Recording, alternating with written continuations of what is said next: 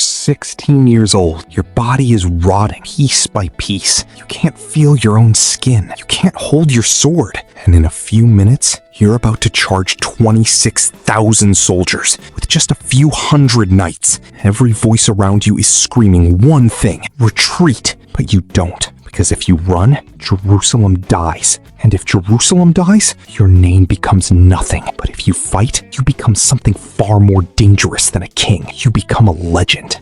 Level 1, the first sign. You are 9 years old. The courtyard is loud, dust in the air. Boys wrestling, laughing, shouting. You're stronger than all of them, faster too. You always win. But today, something feels off, or rather, it doesn't feel at all. One boy digs his nails deep into your arm. Another scratches harder. Still nothing. No pain, no reaction. From above, your tutor watches. Not the fight, your arm. Later, inside, he presses a flame near your skin, close enough to burn. You don't move, you don't flinch, you don't even blink. That's when his face changes. Not confusion, not curiosity, fear. You don't understand it, but something has already, and it will never stop. Level 2, the diagnosis. You are 11. A physician unwraps your arm slowly. The room is silent, too silent. He presses a needle into your flesh. You watch it sink into your skin. You feel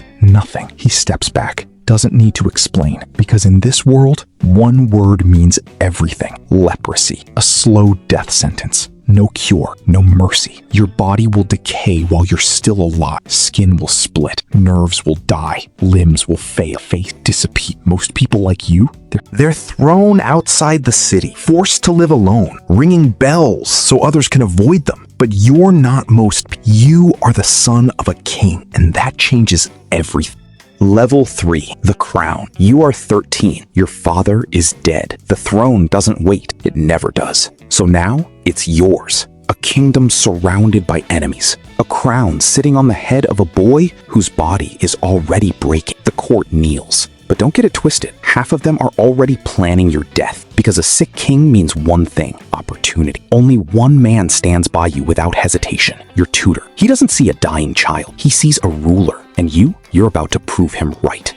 Level 4, the enemy rising. Far away, a man is building something unstoppable. Saladin. He's not just a general, he's a unifier. For the first time in generations, the Muslim world is coming together under one banner. And that banner is moving toward one place: Jerusalem. And standing in its way, a teenager who can't feel pain.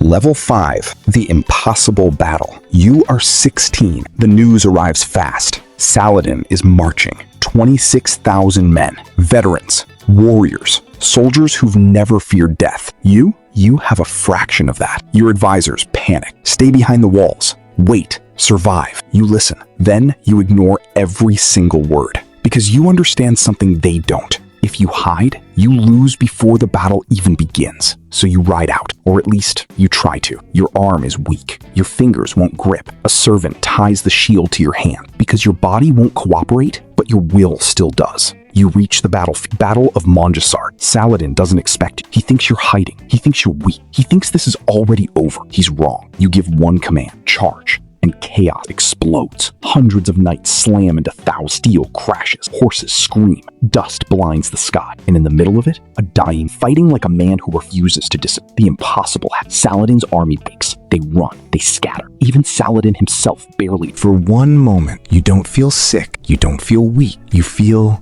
invincible. Level 6, the cost. You are 18. Victory didn't stop the disease. It only delayed it. Your hands barely work. Your skin is splitting open. Bandages cover your body. You can still rule, but every day it costs more. Inside the palace, a new war begins. Not with swords, with whispers. Your sister's husband wants the throne. The nobles are dividing. Everyone sees what's coming. A king who can't last forever. But you're not done, not even. Level 7, the mask. You are 20. Your body is failing faster now. Walking? Impossible. Seeing? Fading. So you do something unexpected. You put on a mask, not to hide weakness, to show control. Cold, silver, emotionless. If they want to stare, they'll stare at something unbreakable. You strip power from those who threaten the kingdom, especially your sister's husband. He nearly destroys everything by breaking a truce. You don't hesitate. You humiliate him publicly. Because leadership isn't about being liked. It's about making the call others are too afraid to make.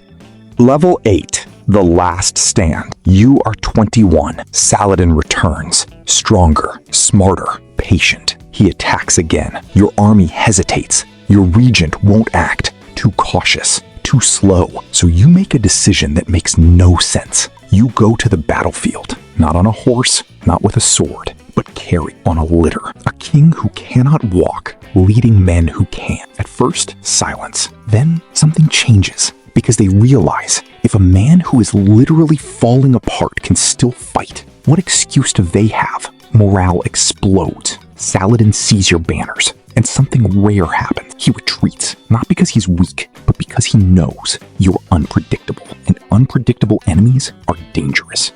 Level 9. Darkness. You are 22. You can't see anymore. Total darkness, but you still rule. Every decision is spoken. Every order given from memory. Your body is gone, but your mind sharper than ever. You make one final move. You secure the future. You choose your heir. Not the ambitious, not the powerful, but the one who gives Jerusalem a chance, even if it's small. Level 10. The end. You are 24. Spring in Jerusalem, but you can't feel it. You can't see it. You can barely hear it. Your body has reached its limit. 11 years on the throne. Against impossible odds. Against time itself. You didn't just survive. You rule. You fought. You won battles no one expected you to even show up to. The room is quiet. The crown is lifted. And just like that, it's over. Epilogue. 2 years later, at the Battle of Hattin, Jerusalem falls. Everything you fought for, gone. But here's the truth no one can erase. You didn't lose. Time did. And for over a decade, you beat it. You were never supposed to win. You were never supposed to survive. You were never even supposed to be remembered. But you were. Because while your body was breaking, your will never did. And that's why history doesn't remember you as a victim. It remembers you as a king. Baldwin IV of Jerusalem.